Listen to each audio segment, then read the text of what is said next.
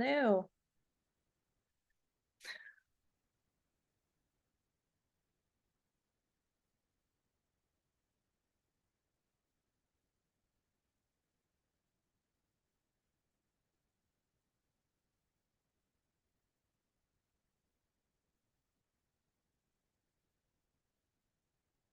Hello, everybody. Welcome. Hi, everyone. Hel- Hello. Hi, how are you? All right, all right. Oh, Good that's afternoon, good morning. good afternoon. Can everyone see my screen okay?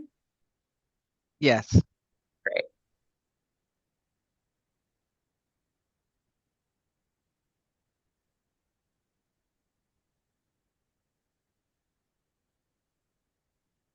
I'm just going to give everyone a few more minutes to cycle in. Hello. Hello, how are you? I'm great. How are you? Morning. Good. A few more people joining.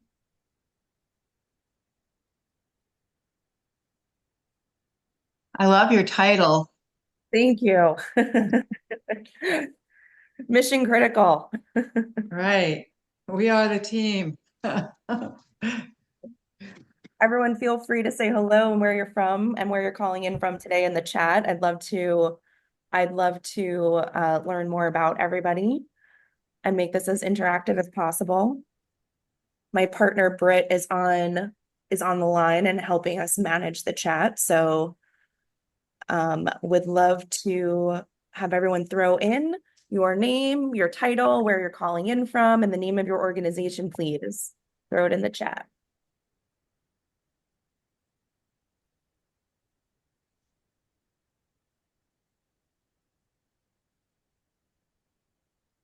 Awesome. Awesome, awesome. Well, welcome everyone. It's so nice to see all these familiar faces. Thank you for joining. Hi, Jim. Nice to see you. I'm just going to give everyone one more minute. I still have people joining.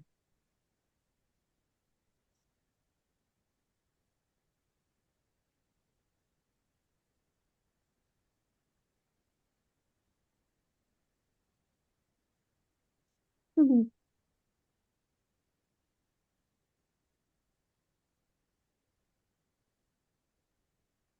Okay, just a few more still winding in, but we're going to get started.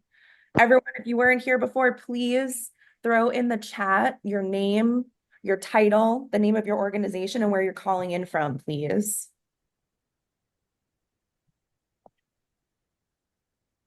Butch and Sherry Hamilton from Central Ohio. Jim is here from Global Oceans.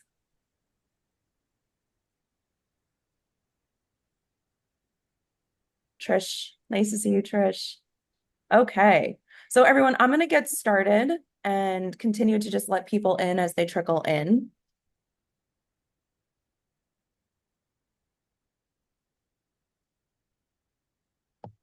So thank you all again for joining today. I really I appreciate it, and I love seeing all these familiar faces. I am, if we can, Chin, if you're on the line, maybe you can help me put me in like a spotlight view, but if not, that's fine. I don't want to mess with the Zoom gods this afternoon. Great. Okay. And if anyone can't see my screen, please let me know. Throw it in the chat. I would want to make sure everyone can see our presentation today. Okay, so like I said, I'm going to get started. And my partner Britt will be popping in and out throughout the presentation whenever possible. So thank you all for joining How to Fundraise Without a Fundraising Team. I am Michelle Akapnitis, the founder of MoAT Impact Partners, and my partner Britt Gage is on the line. And she will be popping in and out as we continue throughout this presentation. I see a lot of familiar faces on the line, so I really appreciate everyone coming and spending the afternoon with us. We're excited to dive in. Something just before we kick off, again, as people trickle in, feel free to share your name, your title, the name of your organization in the chat. Would be allowing camera. Got it. Is it working now, Britt? Yep. You want to just X out of that little This screen? one? Yeah. Oh, no. Sorry. Share. There you go. What about this? Yeah. Perfect. Yeah. Good. Okay, thank you. Thank you, friend. Okay, so let's dive in. For those of you that don't know me, I am Michelle Akapnitis. I am the founder of MA Impact Partners, and my partner, Britt Gage, our operating partner, is on the line. We are super excited to talk to you today about some of the findings that we are finding as we continue to work with nonprofits. Britt and I are very focused on helping organizations run more efficiently and more effectively so that everyone can raise more money. And the thing that we do to make that happen is integrate really sound and strong operations into your organization so that everyone is moving in the same direction, speaking the same language, has an idea of all the clear goals that we're working towards. And this is super mission critical when you're a small growing organization and you don't have a fundraising team.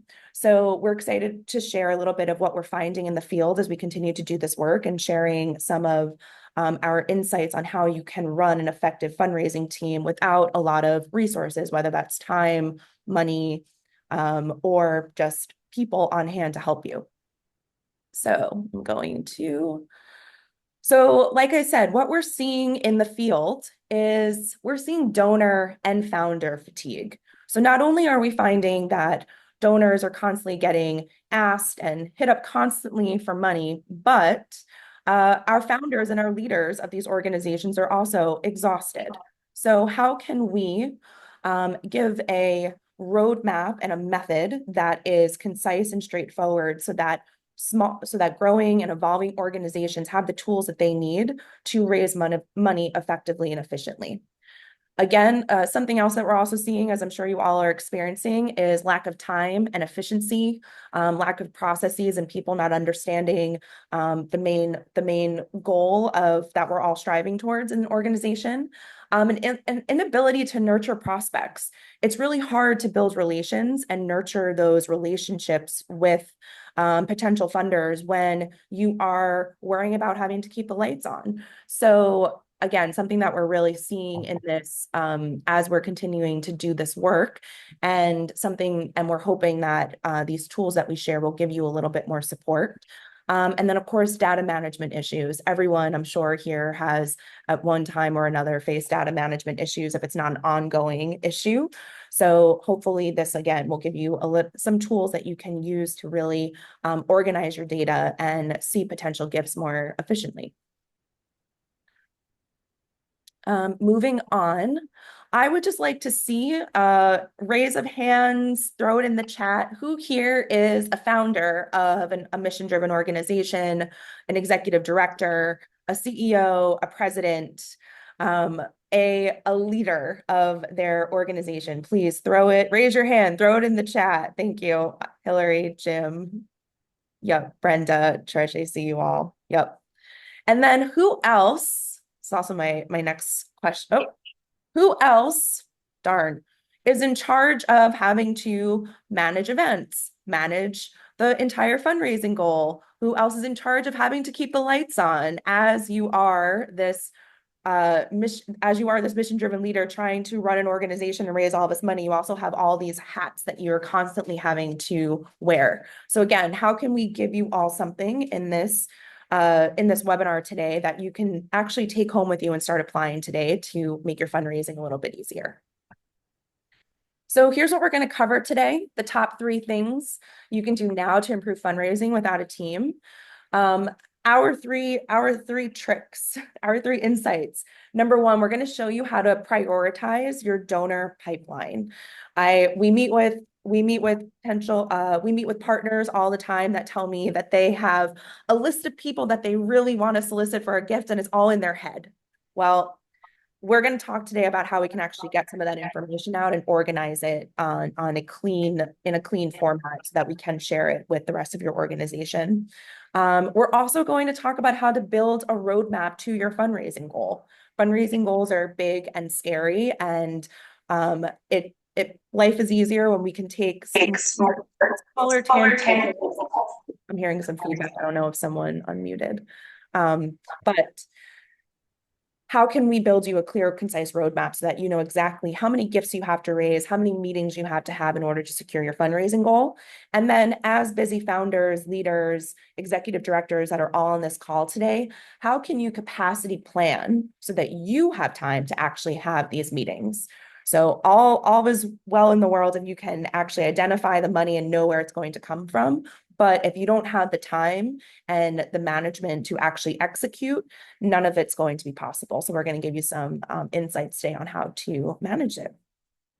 Any burning questions in the chat right now before we start diving in? Oh, Abubakar, you have a question.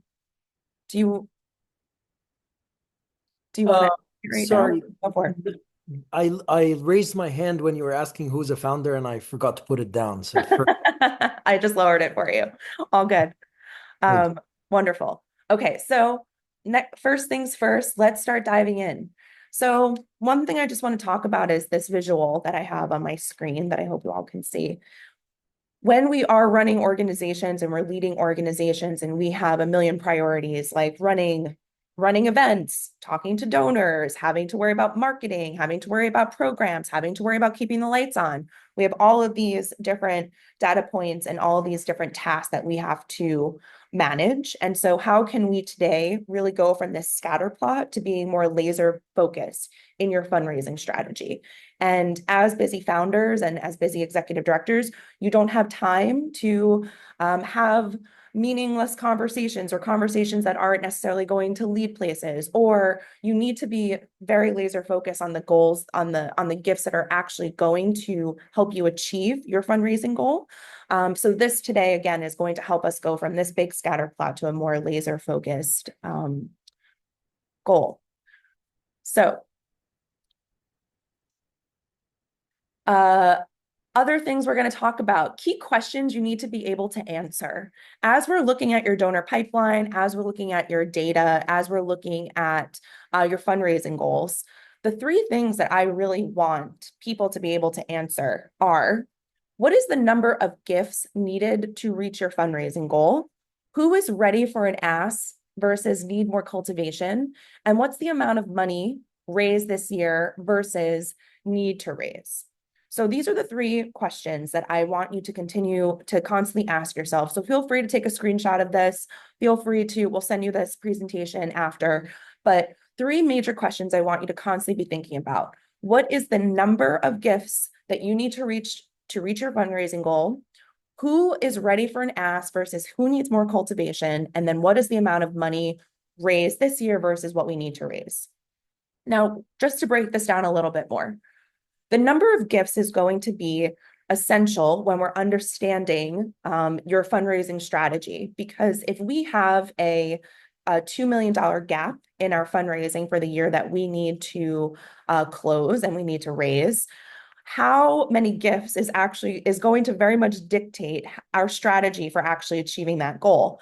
If we need to only close two $1 million gifts to get to our $2 million goal, that of course is a much different strategy than if we needed to have 100 gifts at 1,000 each or at 2,000 each. So much different strategy, and why I always like to tell people to get very granular in your pipeline and understand how many gifts you need to actually have conversations with to close and who are those people.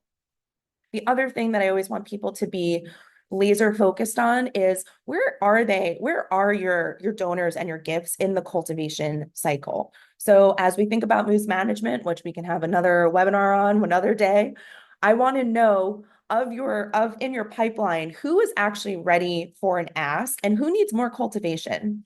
Who needs to learn more about your organization? Who needs to have a one-on-one phone call with you or an executive director or a board member? Who needs to be invited to a program offering? Who needs to be invited to an event and see your model up in action? So these are all things that we need to take into consideration as we're looking at the pipeline. It will give us some insight into how fast we're going to be able to close these gifts, and the size of the gift, and also the amount of time you as a busy founder need to actually invest to reach your fundraising goal. And then finally, we need to know how much money we need to raise. So we need to be able to organize our pipeline in a way that shows us the amount of gifts that have closed and the amount of gifts that we actually need to raise. And we'll go over that later on in this webinar. Hillary, I see you have a question. How does one decide the number of gifts? Example, how do you know how much people will give, especially if they have not given before? It's a great question. So that's actually a two-part question that I would love to put a pin in and dive into. I'm going to show you exactly how to assess your pipeline and make a estimated guess on how many gifts need to be closed. And then we also at the end can talk about how to actually gauge your donor for which size gift you should be asking them for based on their philanthropic history, whether or not they have given or not given to your organization. So stay tuned, and Britt will ping me if I have not covered that by the end of this. Thank you, Hillary. So first things first, let's talk about prioritizing your donor pipeline with critical info. Now, there are 100 data points, 1,000 infinite data points that you could be tracking when you are organizing your pipeline. However, today I want to talk about what we think and what we're finding are the three most essential fields when you are organizing your list of potential funders and figuring out how much money you need to raise, how many gifts you need to close to reach your fundraising goal. Those three things are the ask amount, the readiness stage, and then some sort of priority indicator. So again, please feel free to take a screenshot of this. And we, of course, will send this after the presentation, but I want everyone to be thinking about their pipeline right now. Who's in your pipeline? Who do you actually want to have get a gift from before the end of the year? Do you know how much money to ask them for? Do you know where they fall in a cultivation cycle? Are they still in a discovery phase where you're still understanding if they are well aligned with your mission? Or are they ready for an ask and they already have mentioned some sort of gift indication that they want to give, and you are moving them towards building a proposal together and getting them to invest in your organization? And then the other component of this is understanding a priority. Now, this can be done in whatever way makes sense to you. How I like to organize our priorities are based on readiness to give. If I think that a donor, regardless of the size of their gift, if I think a donor is actually ready to give and is actually going to make a contribution this year, then I will bump this priority up. If I think that they still are engaged and we just need to do a little bit more cultivation, but not necessarily sure if they're going to give that year, then I like to bump this number down. And again, you can use your own method of priority that really makes sense to you and works with you and your organization. Now I'm going to show you how to now use this in real life. So can everyone see my screen, the sample webinar draft? Britt, you there? Yes. Do you want to zoom in, pop to the top from 100%? Yeah. Just How's like that? a bit more. That's great. Good. Okay. So here is a donor pipeline. And again, everyone, please feel free to take a screenshot of this, and we will, of course, send you this after our meeting. This is a very simple, straightforward list of potential donors that we want to cultivate between now and the end of the year.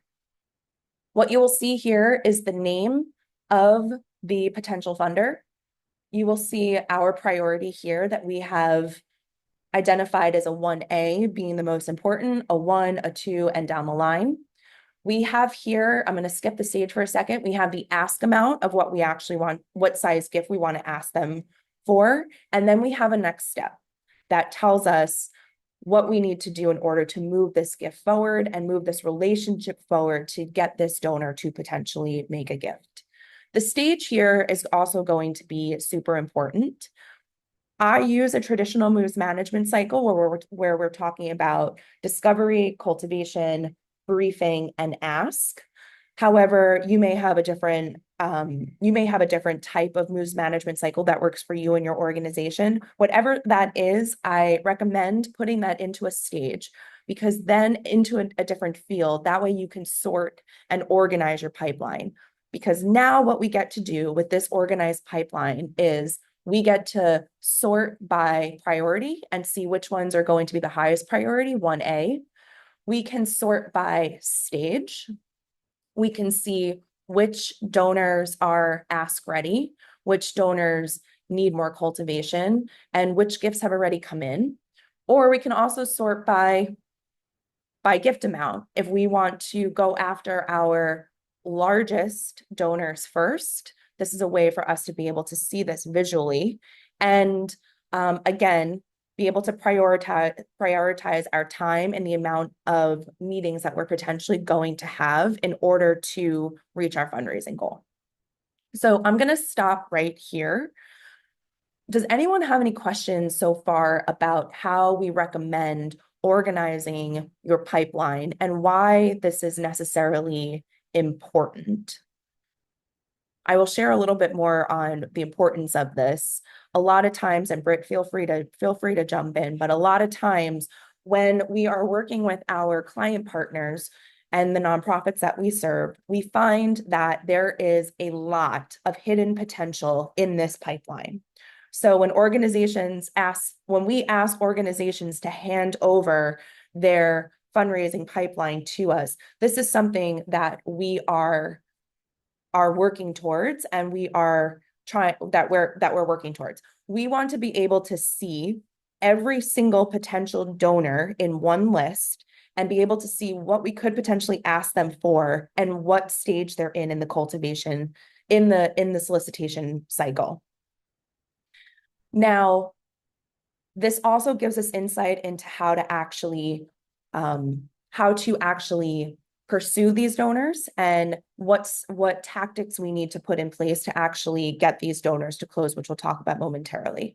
Adam, I see a note. We need to first find donors to compile. We need to find donors to compile a list first. Yes, I know there are a bunch of you in this webinar right now that are actually working toward building a pipeline, and you don't have a list of donors necessarily.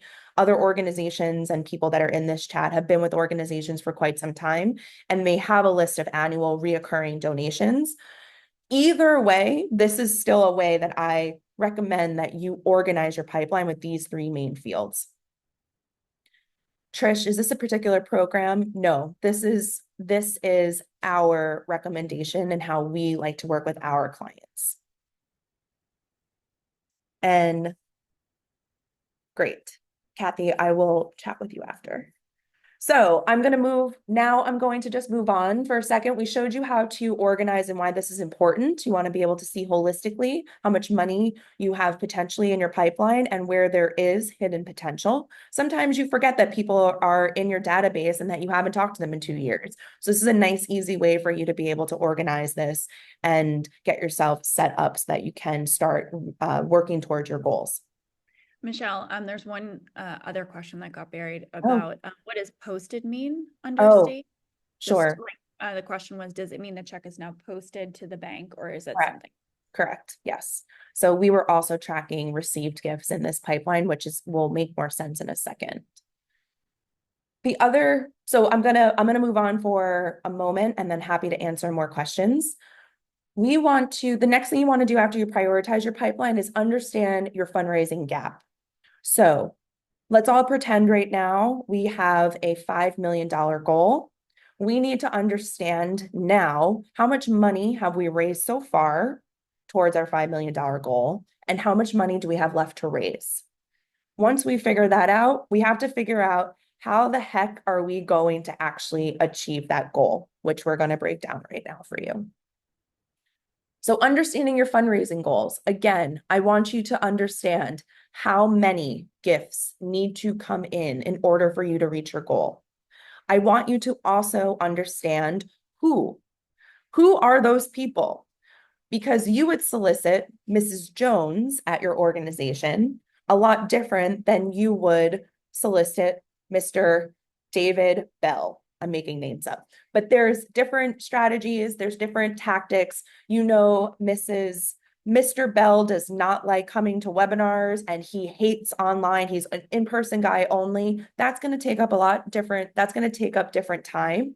And it's going to be a different approach than if you were going to do a mass mailing of some sort. So we have to figure out who so that we can actually build an engagement plan that's actually going to resonate with our potential funders. And then we need to know how much.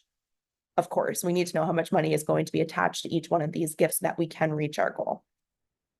And how does this play out now? I'm going to take us back to our pipeline. So we shared before that we have this cleaned up pipeline with our priority, our stage, and our ask amounts. And if we wanted to, we can sort by stage so that we can see we have a potential $1.5 million in ask ready gifts, or we have a potential $2 million from these two gifts that are in the briefing stage, which is the stage before we're ready to make an ask. Why this is so critical, and the thing that really I see drive teams and have teams really orient themselves around a fundraising goal is being able to build some sort of pivot table like this. Now, again, we are doing this in a spreadsheet, but we can do this in a CRM. We can turn this pivot table into a dashboard so that you are consistently seeing at the highest level how many of your gifts in your pipeline are at an ask ready stage, meaning how much money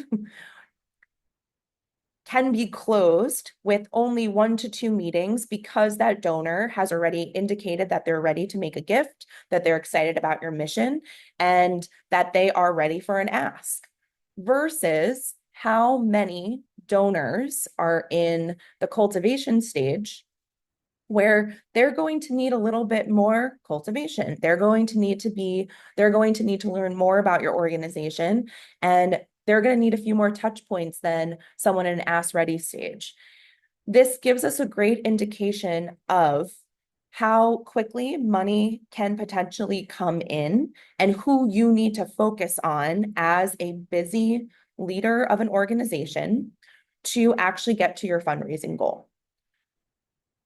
So right here, what we have is, again, I told everyone to imagine that we have a $5 million fundraising goal. What we can see right now, and Hillary, I took out the posted gifts already. So from our ask ready stage, our briefing, our cultivation, and our qualifying gifts, none of these gifts have come in yet. These are just gifts that we want to come in, and we have identified what stage they're in a solicitation cycle. We now know that we have approximately $6.8 million in potential gifts that could come through. If we have a $5 million fundraising goal, this is important because now we have a clear understanding of how much potential money is in our pipeline, how many people are in our pipeline. So now we know how many gifts we need to close. And now we can start planning how much time it's actually going to take and what the strategies are going to be in order to get these 16 people to give. I'm going to also show our fundraising progress. So again, we have an end of year goal of $5 million. We showed in this slide here our posted gifts so far. We have received 6 gifts totaling, this is a hypothetical, 6 gifts totaling $2.1 million. So if we have a $5 million goal, and we've secured $2.1 million, that means we have $2.9 million left to raise for this year.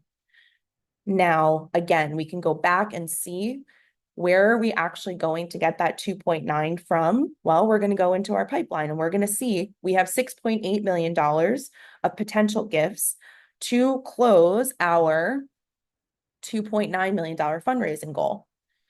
Now, with less than a 50% yield, I am going to say that this particular organization and this particular pipeline is set up for success and that they are likely going to reach their fundraising goal because they have so much potential. They have so many identified potential gifts in their potential pipeline. So again, this is giving you the roadmap of how and closing that gap for how you need to go from your potential goal to actually reaching your goal. Any questions there before I start talking about capacity planning and taking this another step forward? Great. So just to back up for a minute. We have our $5 million goal here. We've raised 2.1 so far, and now we have $2.9 million left to raise. How are we going to raise that money? Well, what we did here was build out a gift chart.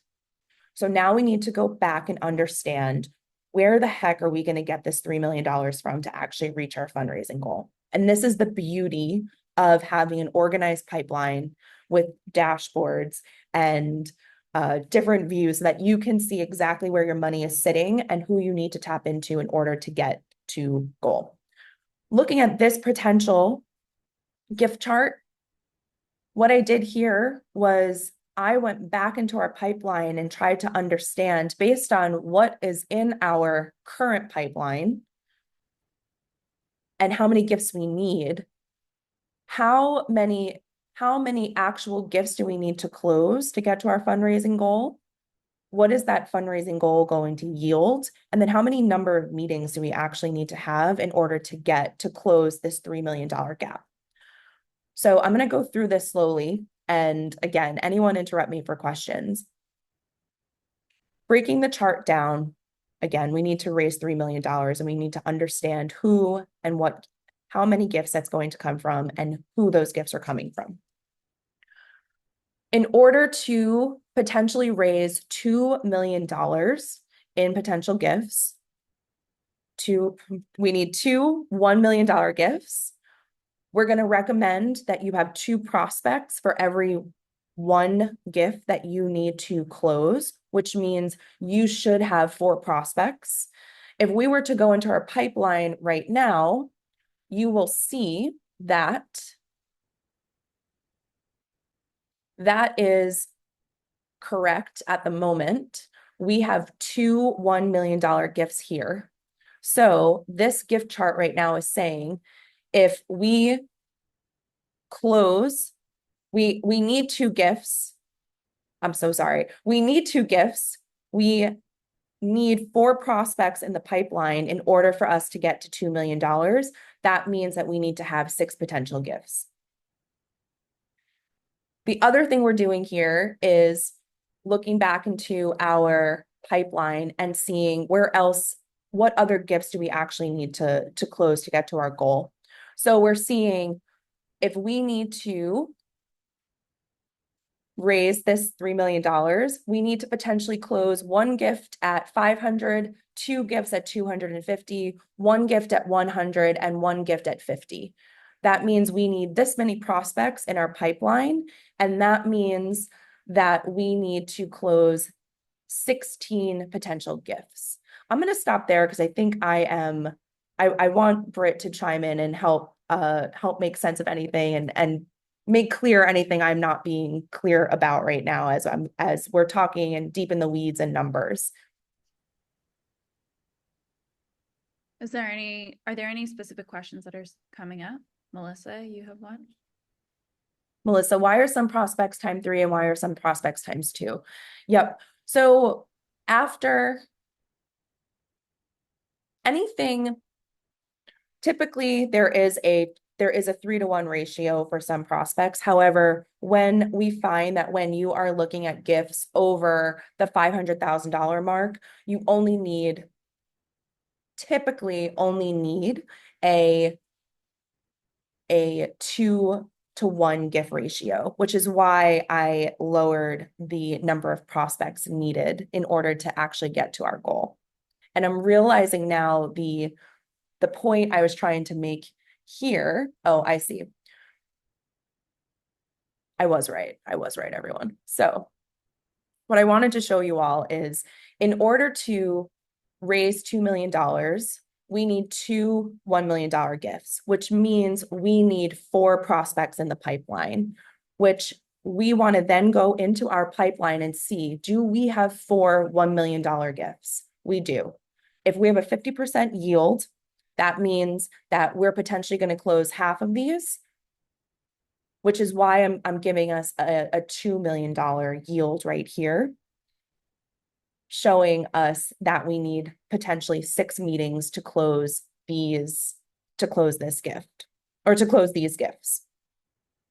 So the thing that we're showing here again is that we need to, not only do you need to figure out the number of gifts needed to reach your goal, the number of prospects, but the thing that we like to do for busy founders is identify the number of meetings that busy founders need to have in order to reach your goal. So to sum this all up, happy to answer questions at the end. In order for us to raise $3 million and reach our fundraising goal, is you need to have approximately 21 meetings. Great. Yes, this is a puzzle, and it's going to be bespoke to each and every one of you, which is why we're giving you these different tools so that you can help craft your own gift chart and understand how you and your organization is going to get to your fundraising goal. Yes, Abubakar, we will be sharing this template. And Kelly, I'm just reading, this all makes sense. I think the struggle from my perspective is more about gathering and keeping up with this data with very lean teams and understanding the different meeting types goals. Does that make sense? It does. I would love to dive into that at the end. Great. And then finally, the last thing I want to just leave with you all is capacity planning. You all are busy leaders, and you all have, oh, Renee had a question. I will come back. Renee, I will come back to that donor fatigue question. Talking about capacity planning, I want you all to be able to be prepared for the number of meetings you have to have in order to reach your fundraising goals, so that you understand how much time and energy you need to be focusing towards fundraising versus towards programs and keeping the lights on and all the other things that everyone has, all the other hats everyone else on this call has to wear. So again, happy to share this with all of you. We shared a little bit about the meetings in the gift chart.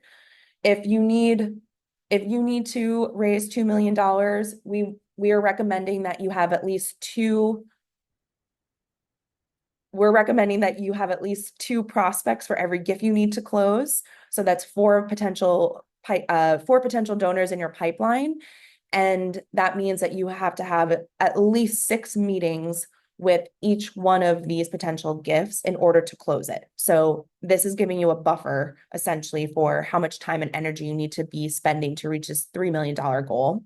The other thing that we've done here is just outline the total time it's going to take in order to reach your fundraising, in order to close some of these gifts. So you'll see here, we have our ask ready gifts. Because they're ask ready, we're anticipating we only need 1 more meeting to actually close these gifts. So based on where we are in the planning and where we are in the fiscal year, if these donors are really ask ready and we have 1 more ask meeting with them and they close, we could potentially close these gifts by Q4 of 2024.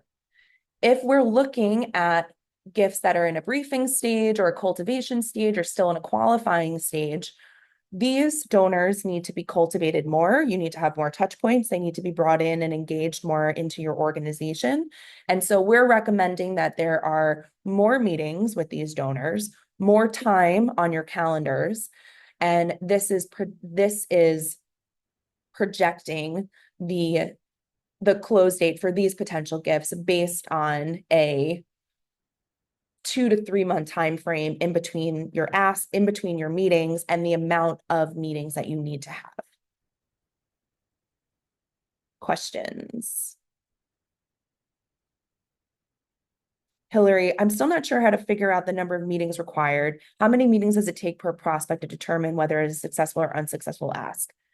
So, Hillary, I will say ask meetings, typically, if a donor is ask ready, you typically are going to need 1 to 2 more meetings with that particular donor.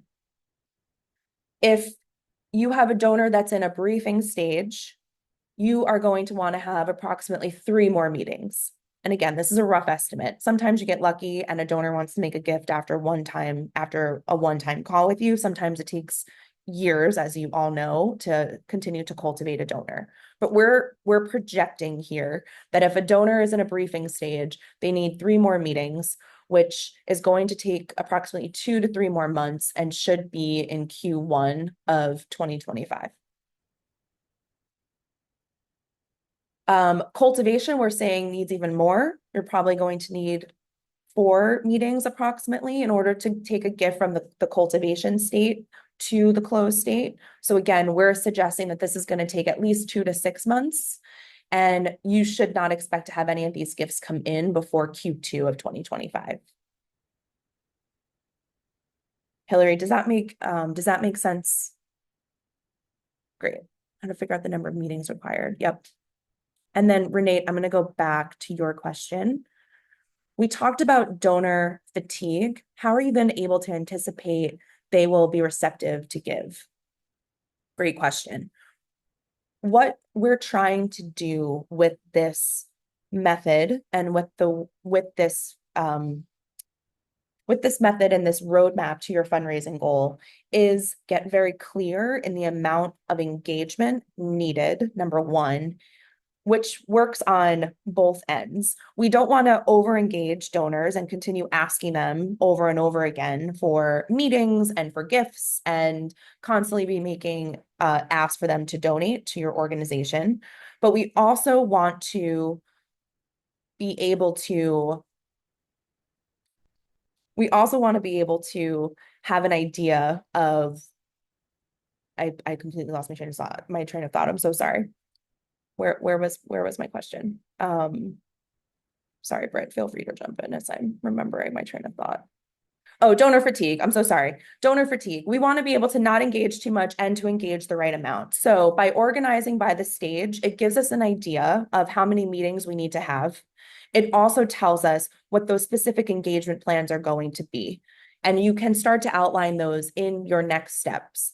So for example, Mr. and Mrs. Gee here, they're a potential $1 million prospect. They only should be getting personal touch points at this point. If you're soliciting a donor for $1 million, you know that this cultivation gift is going to take approximately 4 to 6 meetings in order for you to close it.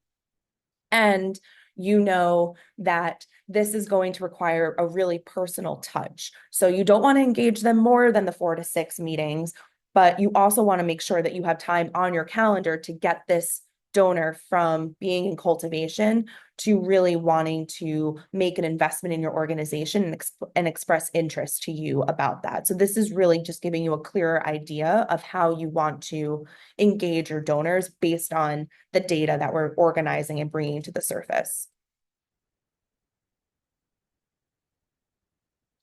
Do you ever bring all the potential donors together to present the goal, fundraising, social event? How do you cultivate? Equals what might you do during the meeting, mostly one-on-one, webinar, lunch. Yep. So Kathy, that's a great question. I really love this chart for helping figure out what's going to move your donors from cultivation to briefing to ask. So for example, right now we have potentially $2.7 million sitting in a cultivation stage with 8 donors. Let's pretend for a second. Oh, crap. Let's pretend for a second this isn't 8 donors. This is actually 80 donors.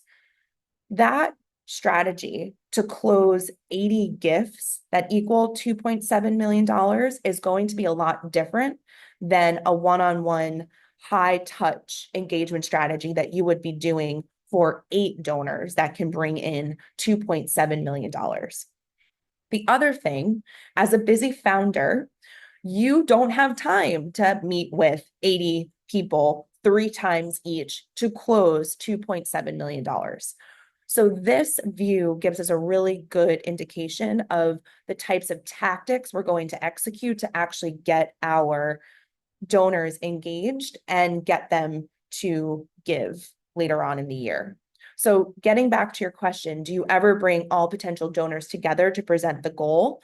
We bring donors together to cultivate them because if you have 80 people that need more cultivation and more engagement, and you don't have time to do one-on-one calls with each of them, and you don't have a team of 10 major gift officers to have one-on-one calls with those donors, you have to become more creative and think of ways to actually mass engage these potential funders. And ways to do that are having a small event, taking small groups of people out to breakfast, having a webinar. So these are all that it does help you plan your tactics and the things that you're going to do based on the amount of meetings that you have to be having, which is why I tell everyone to go back to the basics of this donor pipeline so that you can see clearly the amount of money the amount of money attached to each gift and what stage they're in so that you can plan accordingly based on how much solicitation and cultivation is needed. Okay. Any more questions? No? Okay. I'm going to just move on quickly. So question for everyone, why is this critical for fundraising leaders who are fundraising? Well, as we just talked about, you all are busy founders and you all are leading organizations. You all have to worry about programs and you have to wear all these different hats. And so our goal for this method and this way of working is to get as precise and granular on our fundraising and to take the mystery out of fundraising. Sometimes we look at big bottom line goals and see that $5 million goal at the bottom of our spreadsheet. And it's overwhelming to think, how are we actually going to be able to get to that $5 million goal? This format and this way of working allows you to break things down into much smaller sections and allows you to identify exactly who you need to be meeting with, what those meetings are going to look and feel like, how often they need to happen, and gives you an idea of, again, what other, going back to Hillary's point or Kathy's point from before, gives you an idea. Do you need to have a webinar with 100 people on it to cultivate those donors and get them to the next stage? Or should you be having one-on-one conversations or more small, intimate gatherings and ways of working together? So where does this leave us?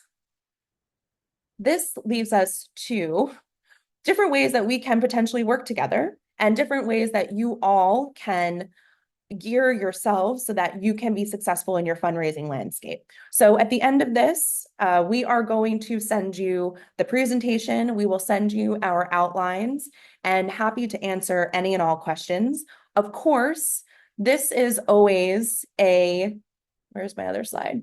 This is always a overwhelming, sometimes complex way to fundraise for organizations. So if and when you need additional support, the MA Impact Partners team and Of All Trades team can work together to help you outline your fundraising pipeline, get your donors organized, and really map out your plans together for additional support so that you have that clear pathway to actually reach your goal. So if things today seem overwhelming and you need additional help, please know that we are here to support you and to help actually implement some of the learnings today. We'll share with you what we have, but sometimes people feel like that they need more hands, so we can talk about it if you need it, if you need more hands on deck to actually help you achieve your fundraising goal. Great. So with that, I'm going to go back to this slide. Why is this critical for fundraising leaders? And why is this critical for fundraising leaders who are fundraising? And I'm going to start answering questions with the last 10 minutes. Let's see. So Hillary, out of 40 hours a week, how much time do you recommend one spends on fundraising? Britt, I know I've been talking for a lot, so if you want to chime in, please feel free to help answer questions. However, oh, HA says 42. If you have 40 hours a week, you should spend 42 hours of fundraising. It sure does seem like that sometimes. It depends. It totally depends on what your goals are. It totally depends on your team and your staff size, and it totally depends on how much money you have to raise. I have some we work with some organizations that are super small with big lofty goals, and they're only focused on securing 6, 7, 8-figure gifts and spending as little time actively engaging organizations and mostly on building long-term relationships with these donors. So they don't necessarily spend more than a few hours a week working on ideating how they're going to engage these donors. Other fundraisers and other leaders we've worked with, they have lofty goals and they have hundreds of donors in their pipeline, and the executive director has to be out there in the field every day pounding the pavement, having meetings.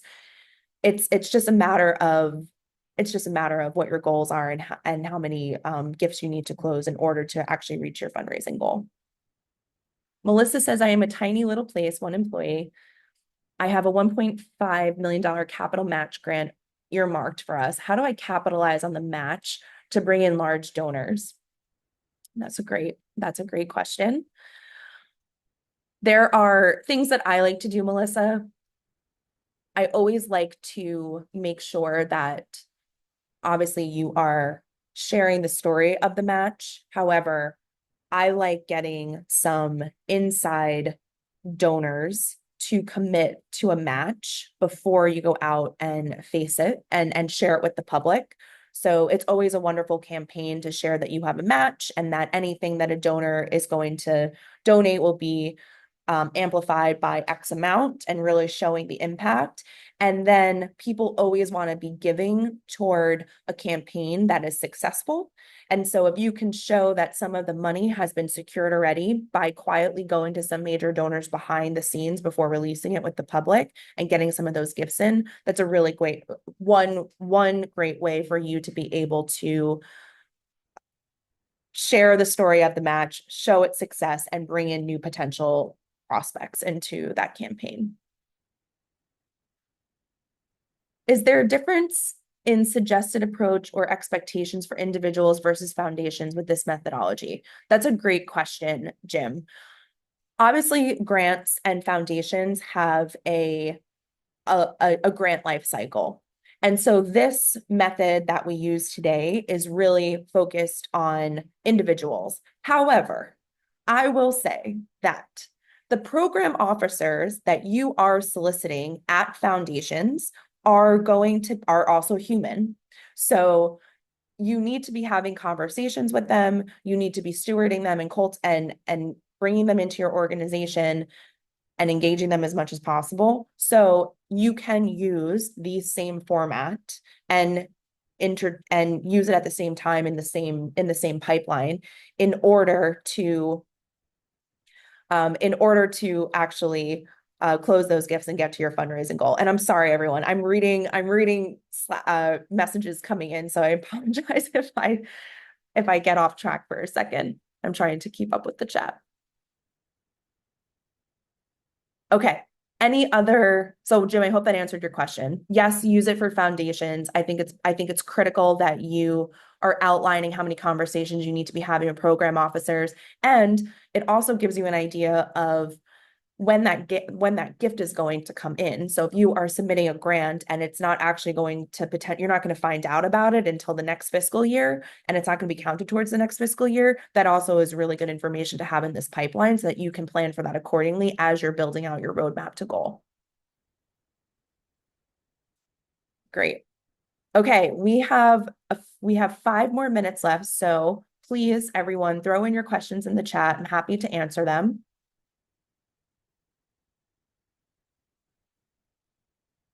Tema asked, can you give us some sample scripts for the ask? Happy to, if you would want to message me after this. And then Hillary, is it a good idea to mix a potential new donor at an event with an already established donor you're wanting to thank and to show off a couple of your clients and some of your medical advisory committee? I always think that using your current donors as champions of your work is always going to be a good tactic for you to introduce new donors. So yes, if you can get your board engaged, if you can get some major longtime donors engaged to really be able to speak to the organization and share why this organization is important to them, why they started donating to this organization, those are all great ways for you to get a new donor engaged more in your organization instead of them just hearing the story from you and people from your organization. Thank you for your questions, Hillary.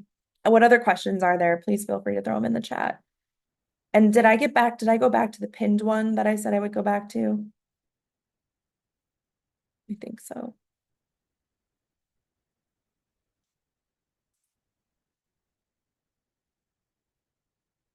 Okay.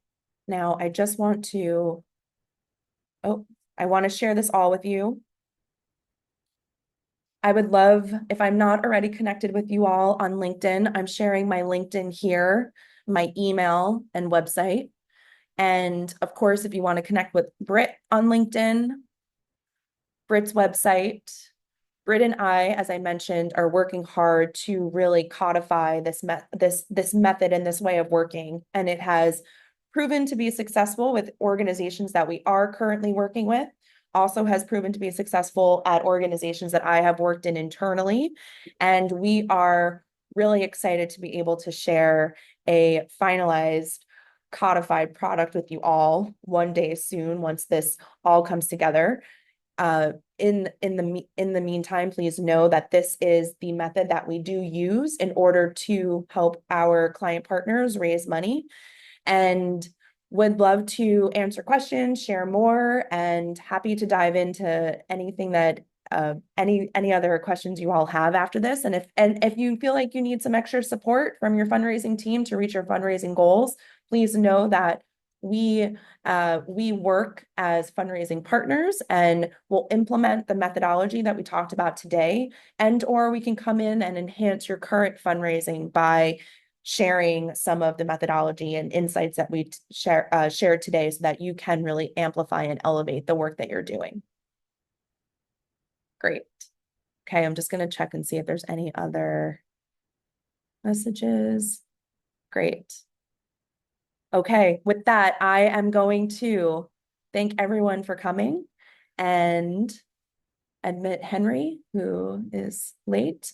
But please, everyone, look out for an email from us after this so we can share the webinar, share the tools, and I look forward to connecting with you all after this. And again, feel free to email me with any other questions. Would love to continue the conversation. I'll stay on for another few minutes if anyone else has questions. Thank you all so much for joining today. I really appreciate it. Bye, Brenda. Bye, Hillary. Bye. Thank you, everyone. Thank you. Thank you. Thank you. Thank you. Bye, everyone.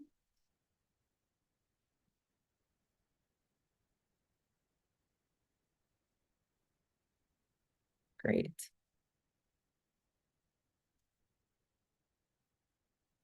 What other friends do I still have here? Sarah's on the line, Jim.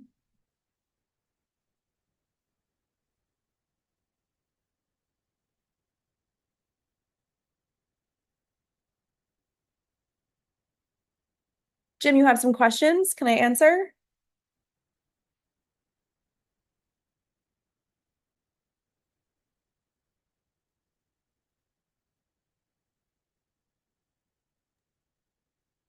Did you ask me that, Michelle? I did. Do you have any questions? Oh, I can sorry. answer? No, that's okay. You mean any further questions? Any further questions? How much of this should you share directly with board members in terms of raw spreadsheet information versus maybe some selected asks for help and so forth? Is there a benefit to sharing the whole visibility of this with them, or is that too much information, do you think? I have shared in the past versions of the pivot table that I showed. And so I wouldn't necessarily, obviously board members can get overwhelmed with all the details. So a way, as much as you can pare it down and simplify it as possible, but I'm just pulling up my chart. Things that I have shown in the past for board members are the pipeline overview. I think that this is a really good chart and view for board members to see, because they then know what are we actually talking about? How many gifts actually do we need to close? How many conversations do we have? And sometimes, a lot of times when they see that there's only 14 potential gifts that need and conversations that need to close before the end of the year, or the end of the fiscal year, they then can think about, oh, maybe I know one person that could donate to this, or they can start to understand a little bit more on a granular level how much time and effort is needed to actually reach your goal. So I do recommend sharing this, and I actually have a few board slides, and I'm happy to share with you after this, that puts this in just a prettier version. But ultimately, any way that you can show, this is the amount of, these are the meetings I have had, these are the meetings I do need to have based on our assessment, these are the number of gifts that need to close, yielding at X amount. It gives donor and it gives your board some peace of mind that there's an actual plan in place to reach your goal.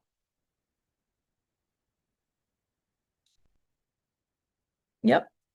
Anyone else? Feel free to unmute if you have questions now that the webinar is over. No?